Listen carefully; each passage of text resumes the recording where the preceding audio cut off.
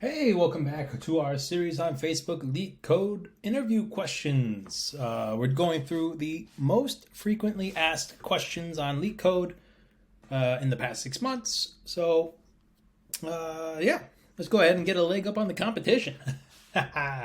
All right, so today our question is number 1650, lowest common ancestor of a binary tree. Number 3, it's also a premium question. What's good? I'm Mr. Moneybags over here, shelling out big bucks to get access to these. You're welcome.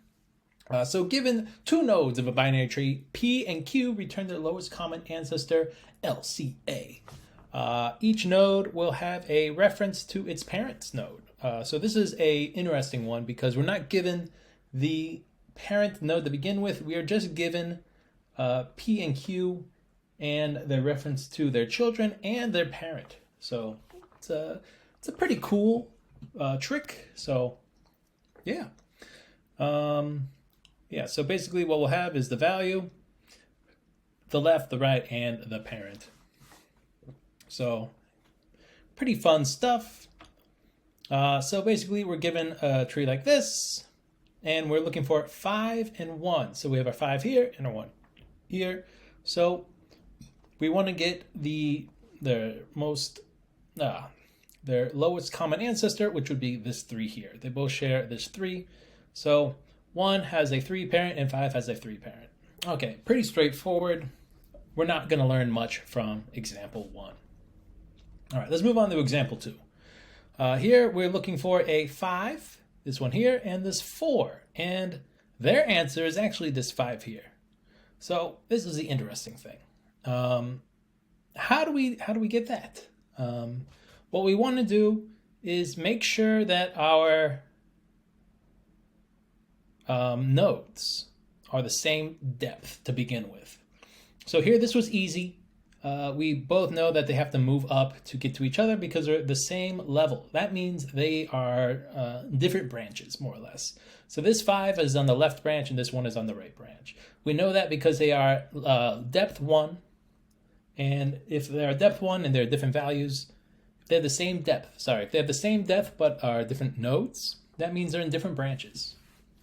So down here, we have a 5 at depth 1. And this 4 is at depth 1, 2, and 3, depth 3. So the first thing we need to do is get this 4 and find out its parent at the same depth of this 5.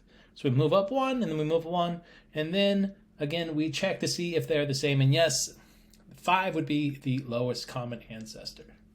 So pretty interesting stuff. So basically what we want to do is first start off by creating a function to get the depth of each node. So we're going to call this one function. We'll call it get depth. And inside we'll pass it a node. And then from there we'll say let our depth be equal to our 0. And then we'll say while our node exists, so while we have not reached the parent and then broken out, what we want to do is say node is equal to node.parent. So we're moving up. And then we also want to increase our depth. So then by the time we reach the parent, we break out. That is the maximum depth. So we would return our depth. Pretty fun stuff. And then we want to get the depth for both our Q and our P. So we'll say we'll go P depth. Call it maybe depth P. That'd be better. Depth of P is equal to get depth. And we're passing in P. Same thing with Q. So let depth of Q equal to get depth of Q. Fun stuff. All right. And then what we want to do is make sure that they're on the same level. So while our depth of P is not equal to our depth of Q, what we want to do is see which one is larger. So if our depth of P is greater than our depth of Q, that means P is too deep. We need to move it up. So then that means P is equal to P.parent. And then we also want to decrement our depth of P. So depth of P is decremented. So if P is bigger, we'll do that. Else, the only else would be that Q is too deep. So Q would then be equal to Q dot parent. And then we want to say depth of Q is decremented. Pretty straightforward. So we do that. And then now that we know that they're on the same level, so let's go back to example 1. They're both on the same level. So this 5 is depth 1 and this 1 is depth 1. That means we need to move both of them upwards until we get a value that is the same. So while P does not equal Q, we need to move both of these up. P is equal to our P dot parent, and our Q is equal to our Q dot parent. And then they'll just keep, both of them will keep rising up until they hit the same parent.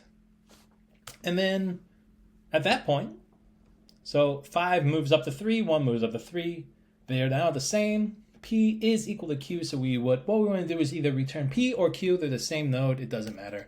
So let's go return P. We could do return Q. Both of these would be valid answers. So let's run through this real quick. Let's assume that we have a 6 and an 8. Actually, no, let's do a 6 and a 4. 6 and 4. So we have this 6 here and this 4 here. So first we call depth of P, which would be our 6. So that would be a 1, 2. This would be a depth of 2. And then we do depth of Q, which would be this 4. So we have 1, 2, and 3. So that would be our 3. So then our P and our depth of P and our depth of Q are not equal, okay? Depth of P is not greater than depth of Q. That means our Q is deeper. So what we want to do is move our Q up. So that'd be at a 2 now, and our depth would be a 2. And then now they are at the same depth. So then we look at our 6 and our 2. They are not the same node. So then we set them to this, we move up to their parent, each parent respectively. So 6 becomes 5, 2 becomes 5, and now they are equal. So then we return Q or P. So let's go ahead and run it. And we pass. Very good. Let's submit. And we are pretty good. Our memory is pretty good as well. So let's take a look. Time complexity. So that'd be O of D, where D is the depth for this function here. So we move up. So the D would be the worst. So worst case scenario would be actually O of N. If it is a very unbalanced tree, where it's fully on the right side. So we have O of N, worst case scenario. And then here we have, we do this one. This would also be an O of N situation. So we have 2N. And then here, worst case scenario, this would also be O of N. So basically what it comes down to is O of N for a time complexity to do all this. And we have O of 1 and O of 1 for space complexity. So yeah, O of 1 space complexity, O of N time complexity. Pretty straightforward question as long as you know the trick of figuring out the depth of these nodes. Anyways, thank you so much. That was my time.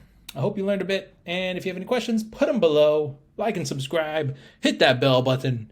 Actually, I don't care. You can do whatever you want. Just code. Practice. Do well. Don't waste your time.